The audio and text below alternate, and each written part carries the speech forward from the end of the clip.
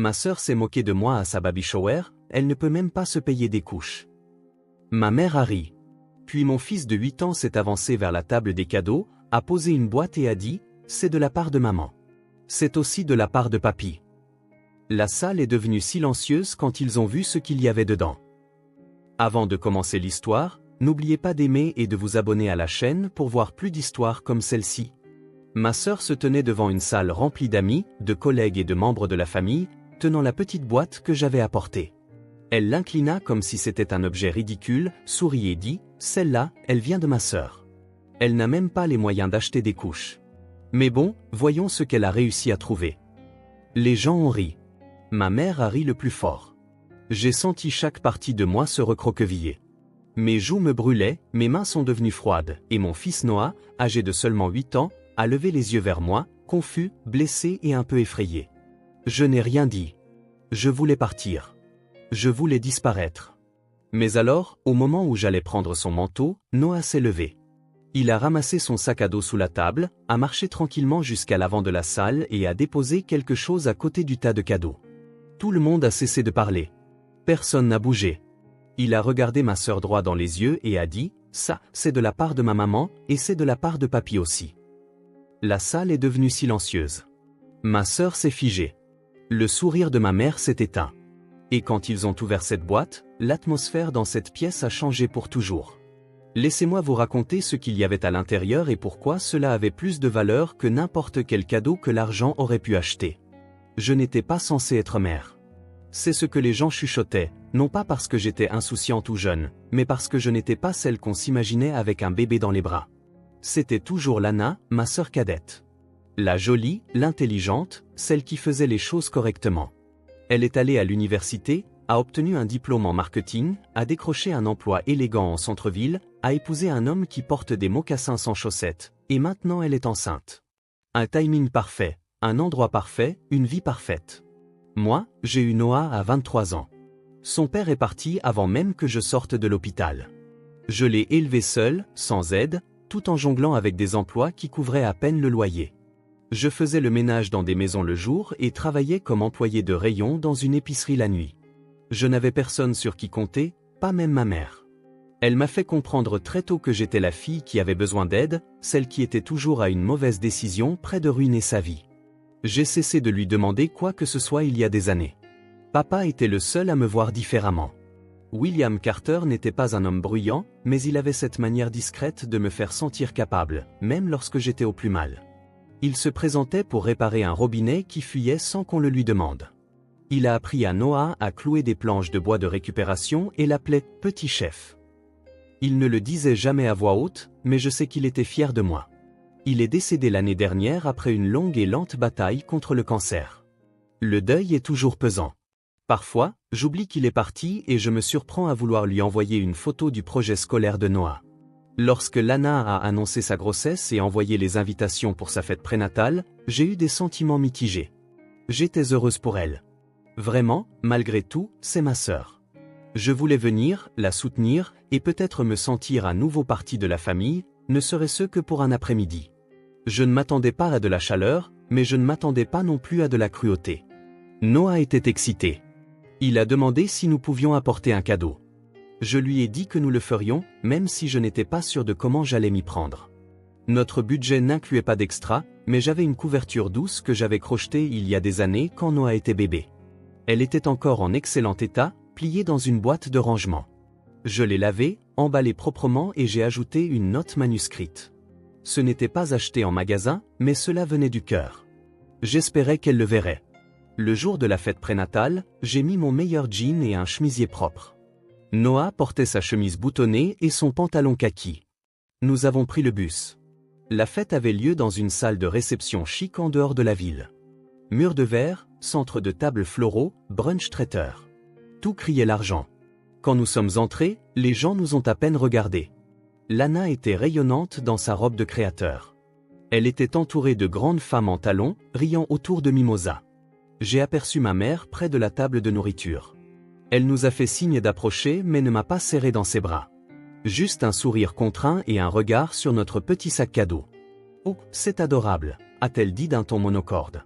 Noah l'a serrée dans ses bras et elle lui a ébouriffé les cheveux avant de se retourner pour reprendre une conversation avec une amie de Lana.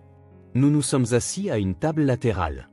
J'ai versé du punch à Noah et j'ai essayé de ne pas remarquer que personne ne nous rejoignait. Je me suis rappelé que nous n'étions pas là pour les autres. Nous étions là pour Lana. Finalement, Lana s'est levée pour ouvrir les cadeaux.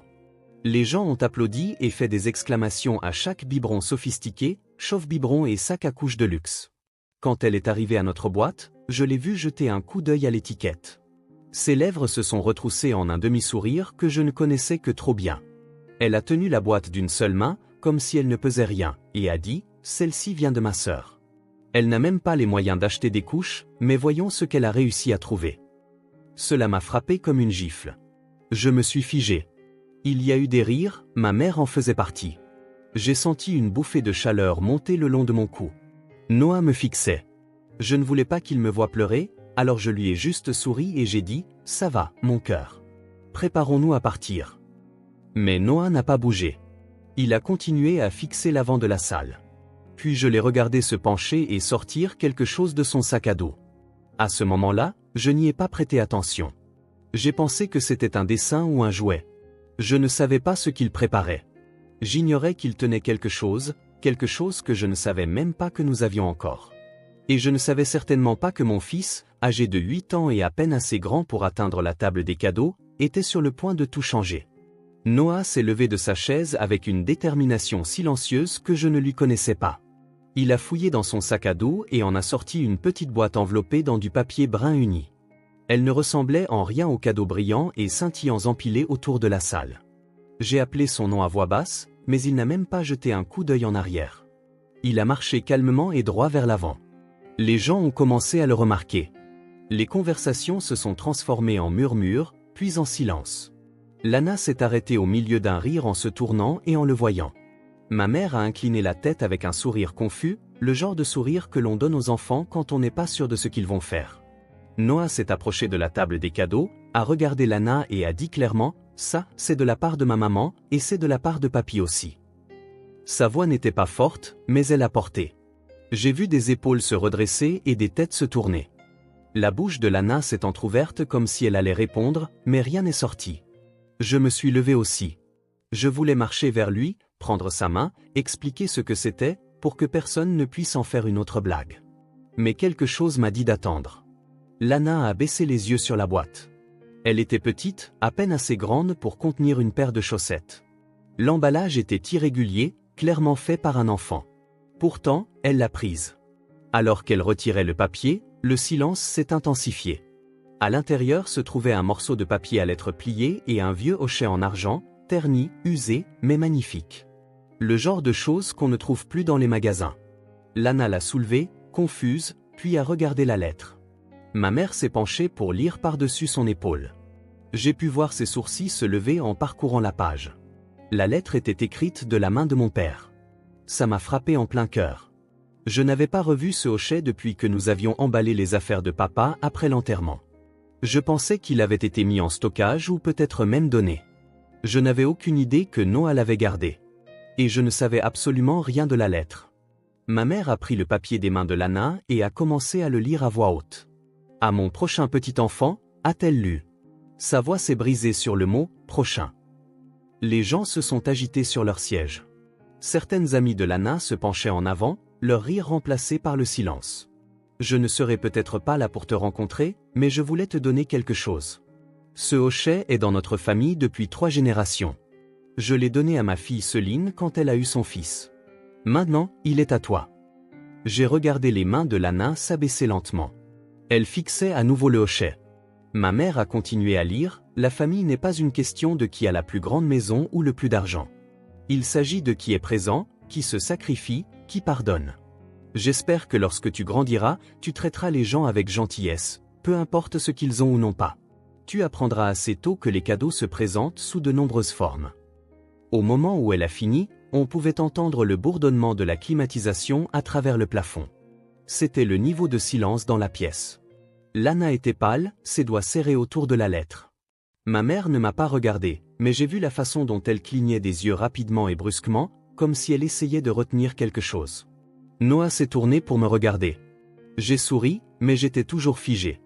Ma gorge était serrée et mes mains tremblaient. J'avais apporté une couverture recyclée à une fête prénatale pleine d'argent. Mais mon fils avait apporté quelque chose que personne ne pouvait égaler, notre histoire, notre cœur, notre vérité.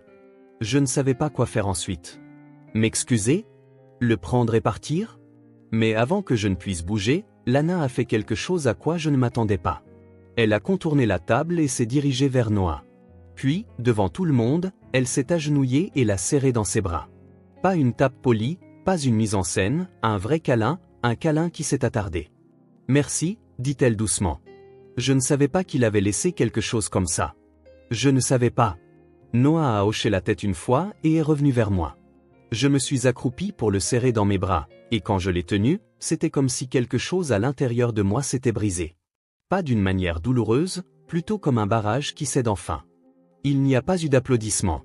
Il n'y a pas eu d'autres blagues, juste le silence, puis de douces conversations et finalement une étrange sorte de paix. Je ne m'attendais pas à être respecté ce jour-là. Je ne voulais juste pas être humilié. Mais mon fils, il a rappelé à tout le monde, y compris à moi, ce que cela signifie de se présenter avec amour, même lorsque le monde ne vous fait pas de place. Après que Noah ait remis cette boîte et que la lettre ait été lue, je suis resté là comme si le sol s'était dérobé sous moi. Je n'étais plus embarrassé. Je n'étais pas en colère. J'étais stupéfaite. Parce que pendant que j'essayais de survivre, mon fils observait tout, intégrait tout, et planifiait discrètement de me protéger d'une manière que je ne pensais pas possible pour un enfant de 8 ans. Le câlin de Lana était passé. La tension dans la salle s'était dissipée, remplacée par un silence lourd et maladroit. Je me suis assise et j'ai serré Noah contre moi. Il n'a rien dit. Il a juste posé sa tête contre mon épaule et m'a laissé le tenir. J'aurais dû être fier à ce moment-là. Et je l'étais. Mais il y avait aussi autre chose. La culpabilité. Non pas à cause de quelque chose que j'avais mal fait, mais parce que j'ai réalisé à quel point j'avais souvent sous-estimé nous deux. J'avais été tellement concentré sur le fait de traverser chaque jour que j'avais oublié que nous avions plus à offrir que la lutte. Noah m'a rappelé que notre valeur n'avait pas besoin d'être prouvée par ce que nous possédions ou par notre apparence soignée. Alors que les gens commençaient à discuter à nouveau, je n'arrêtais pas de repenser à la lettre, à ce hochet, aux choses que j'avais laissées derrière moi dans une boîte lorsque nous avions nettoyé la chambre de mon père. Je me souvenais clairement de ce jour. Ma mère avait à peine parlé. Lana n'était pas restée longtemps. C'est Noah qui m'avait aidé à transporter des affaires dans le garage. Je n'avais pas remarqué à l'époque qu'il avait pris le hochet et la lettre. Il avait dû les trouver dans un des tiroirs. Je n'ai jamais demandé et il ne m'a jamais rien dit. Plus tard cette nuit-là, je lui ai demandé pourquoi il avait apporté le cadeau sans me le dire. Nous étions assis sur son lit. Il était en pyjama, son dinosaure en peluche sous un bras. Parce que tu donnes toujours tout aux gens, maman, et il ne le voit pas, a-t-il dit. Je voulais qu'il le voie cette fois. Je n'ai pas pleuré à ce moment-là. J'ai juste embrassé le sommet de sa tête et je suis resté avec lui jusqu'à ce qu'il s'endorme. Mais je ne pouvais pas arrêter de penser à ce qu'il avait dit. Cela résonnait en moi plus fort que tout ce que Lana avait jamais dit. Cette nuit-là, je suis resté éveillé à feuilleter de vieilles photos et cartes. J'ai trouvé d'autres lettres de mon père, des notes griffonnées dans les marges de coupures de journaux, des gribouillis qu'il avait laissés dans les coins d'enveloppes. Il avait écrit mon nom plus de fois que je ne pouvais compter. J'avais passé des années à penser que je n'étais pas à la hauteur. Mais voici la preuve que j'avais toujours compté pour quelqu'un. Le lendemain matin, j'ai pris une décision. Je n'allais plus me cacher de ma famille. Je n'allais plus faire semblant de ne pas me soucier de la façon dont ils me traitaient. J'allais me présenter différemment pour moi et pour Noah. J'ai appelé ma mère cet après-midi-là. Elle a répondu avec sa voix habituelle et sèche. Je voulais te remercier, lui ai-je dit, d'avoir lu la lettre. Elle est restée silencieuse. Puis elle a dit, je ne savais pas qu'il avait écrit ça. Moi non plus, ai-je répondu, mais il l'a fait, et Noah l'a sauvé. Il y a eu une autre pause.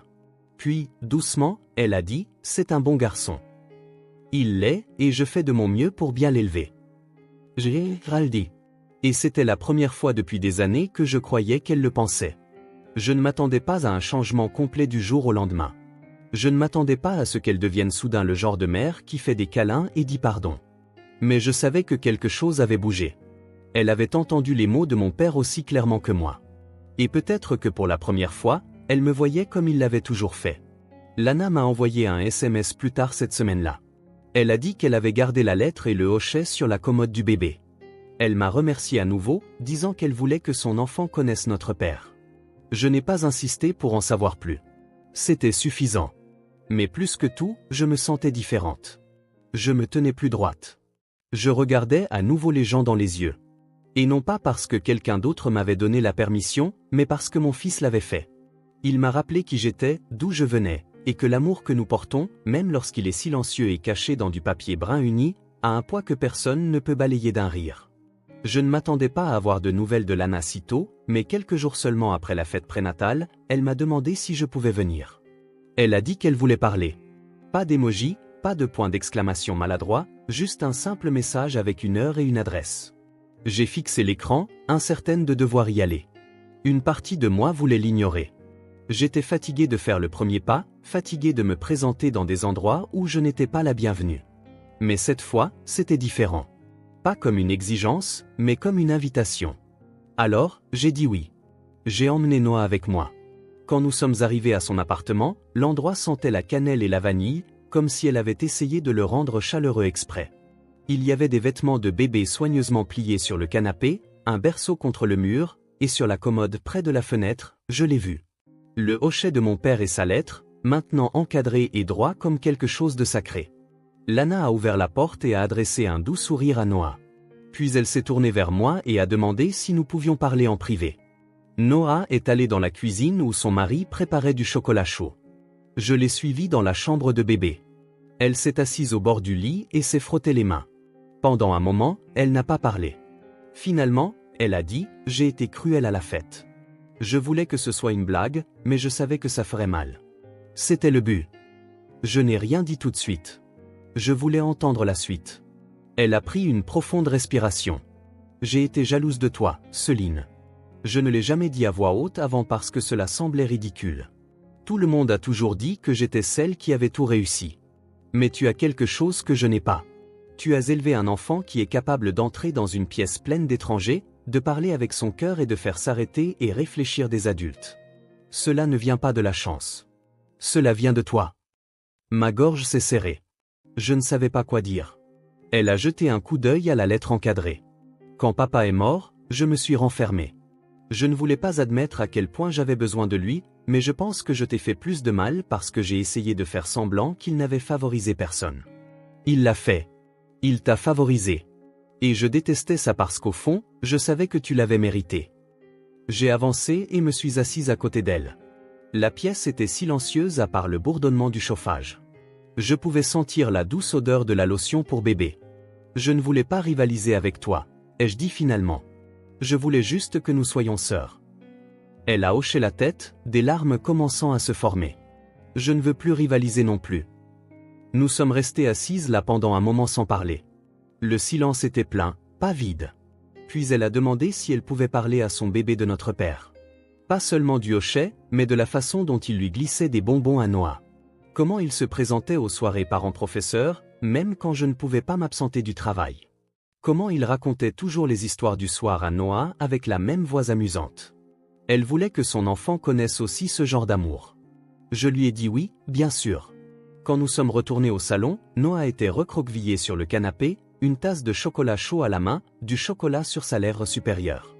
Lana s'est agenouillée devant lui et a dit « Tu sais, quand ton cousin naîtra, je lui raconterai ton histoire, à quel point tu as été courageux, à quel point tu aimes ta maman. » Noah a fait un petit sourire et a hoché la tête.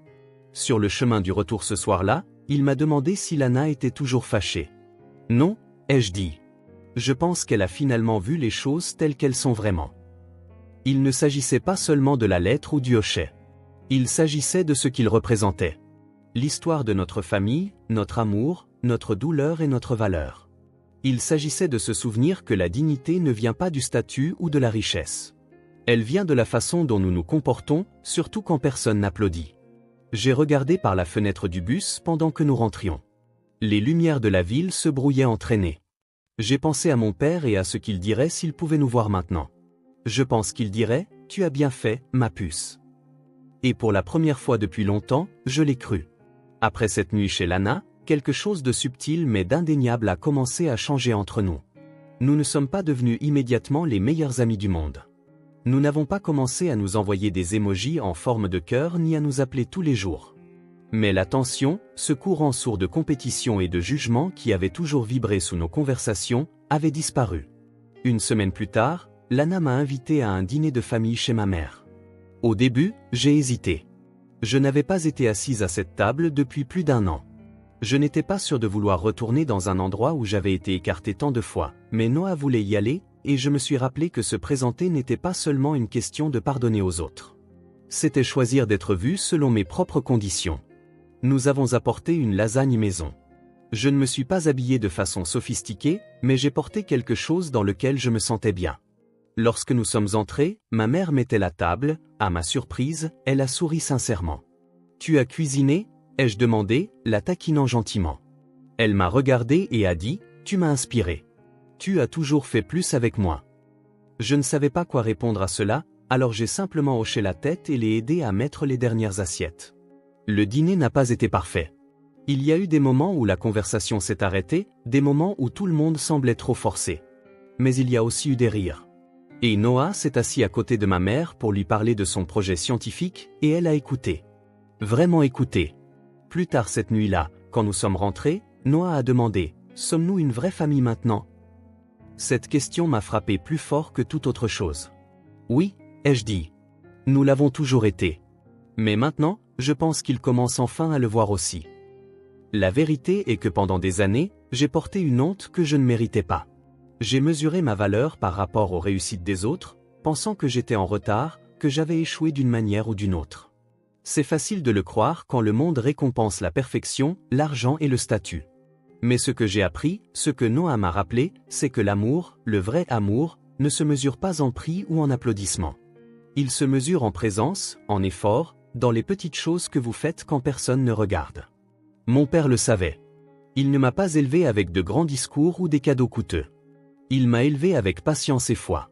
Quand il a laissé cette lettre et se hochait derrière lui, il ne donnait pas seulement quelque chose au prochain bébé de la famille. Il transmettait une valeur, une vérité, un rappel que certaines choses sont trop importantes pour être oubliées ou enterrées dans l'amertume. Dans les semaines qui ont suivi la fête prénatale, Lana et moi avons parlé davantage. Lentement, prudemment, nous avons commencé à reconstruire. Elle a posé des questions sur ma vie qui ne l'avaient jamais intéressée auparavant. Elle est venue voir la pièce de théâtre de son école, a amené son mari, et est même restée après pour nous emmener prendre une glace. Je ne sais toujours pas si notre relation sera un jour sans effort, mais elle devient honnête, et c'est plus que ce que j'aurais jamais cru possible. Ma mère aussi a changé de petite façon. Elle est plus douce avec Noah maintenant. Elle me demande comment je vais sans que cela ressemble à une obligation. Parfois, elle dit encore des choses qui font mal, mais j'ai appris à le lui signaler, et elle écoute. C'est nouveau. Mais le plus grand changement n'était pas chez eux. C'était en moi. J'ai arrêté de m'excuser d'être qui je suis. J'ai cessé de me faire toute petite dans les pièces où j'avais l'impression de ne pas être à ma place. Je ne porte plus cette voix dans ma tête qui me dit que je suis insuffisante. Parce que si mon fils, avec toute son innocence et sa clarté, pouvait voir ma valeur si clairement, alors je nous dois à tous les deux de le croire aussi.